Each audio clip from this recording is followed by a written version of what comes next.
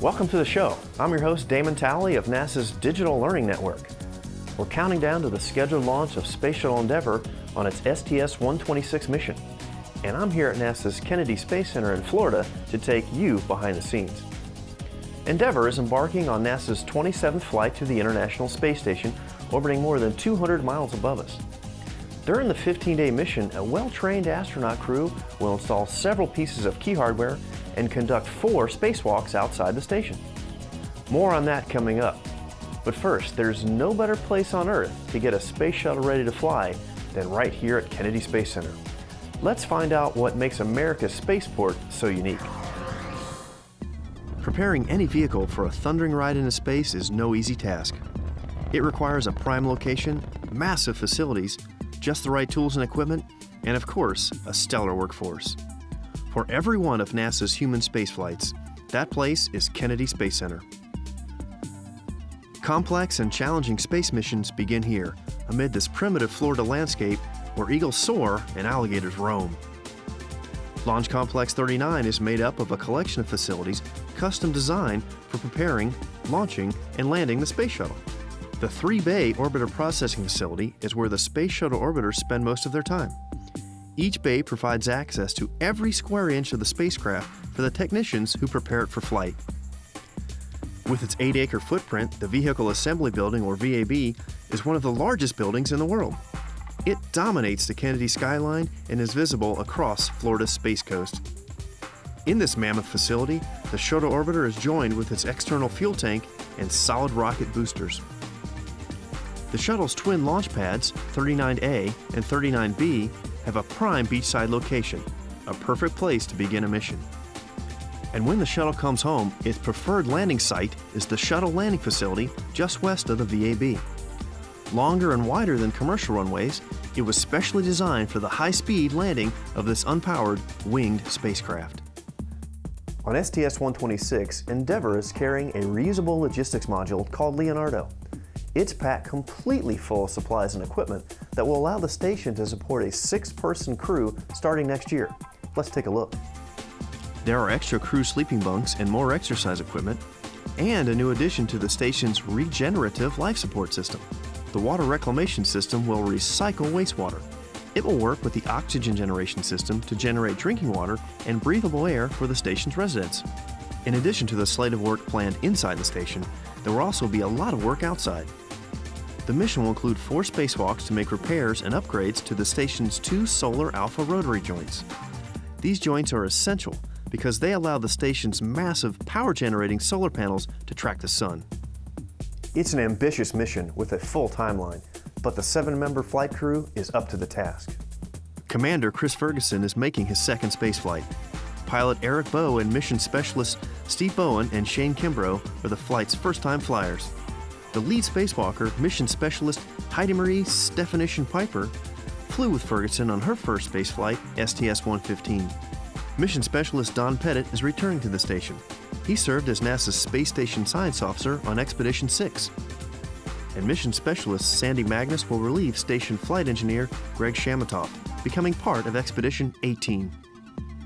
When a shuttle returns from space, a lot of work goes into refurbishing and repairing it before it's ready to fly again. Space Shuttle Endeavour's most recent mission was STS-123 back in March. I recently visited Kennedy's Orbiter Processing Facility to find out how a highly skilled team of shuttle technicians spent the past few months preparing Endeavour for STS-126. I'm here inside the Orbiter Processing Facility with Ken Tenbush, NASA Flow Director here at the Kennedy Space Center. Hey, Ken, nice to see you today. Nice to meet you. Ken, can you tell us what exactly is shuttle flow? Shuttle flow is taking that vehicle from the time that it is landed.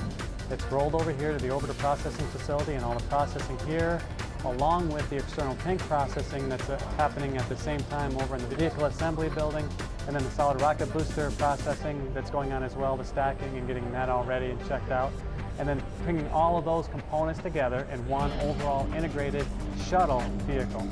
And then once you're at that point, you do a checkout in the Vehicle Assembly Building, roll that out to the pad, do all the checkout there, load the vehicle, get it ready for flight, and then you basically a processing flow from start to finish, from that landing all the way on through to launch.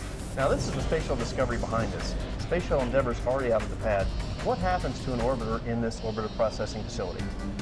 In the orbiter processing facility, what they do is, from the time that the mission is complete, they land here over at the shuttle landing facility, they roll it over here in the orbiter processing facility, and then they do all of that deconfiguration work that they need to do. Check out of all the systems, make sure that they're operating normally, taking a lot of doors off, looking at a lot of different areas that tiles need to be removed. There's a lot of tile that's damaged, and then what you're doing is you take all those components apart, do all the checkout, and then you start putting the pieces back together again.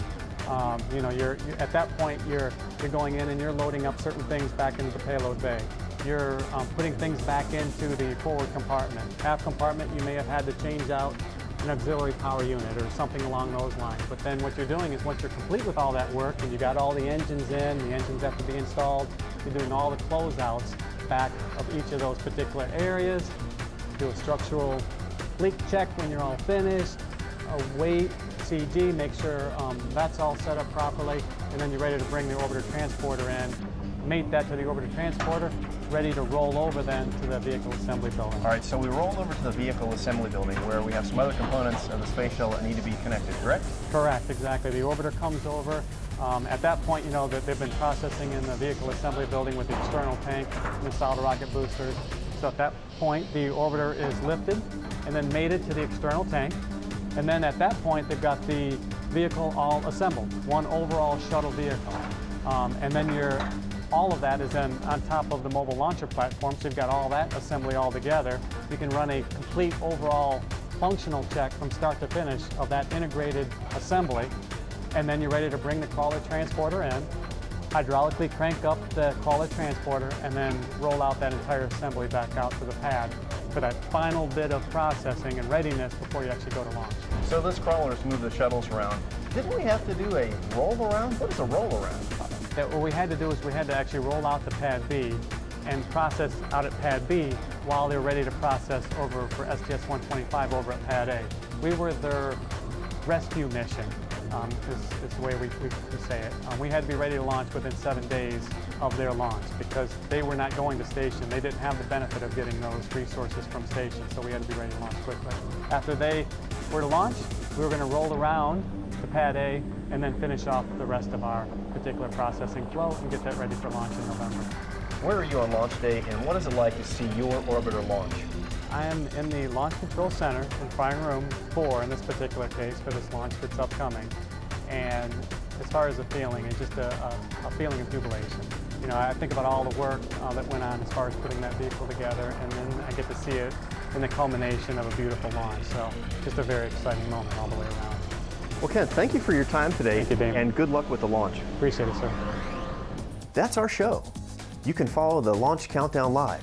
Just tune into NASA TV or visit www.nasa.gov/shuttle for the official launch blog.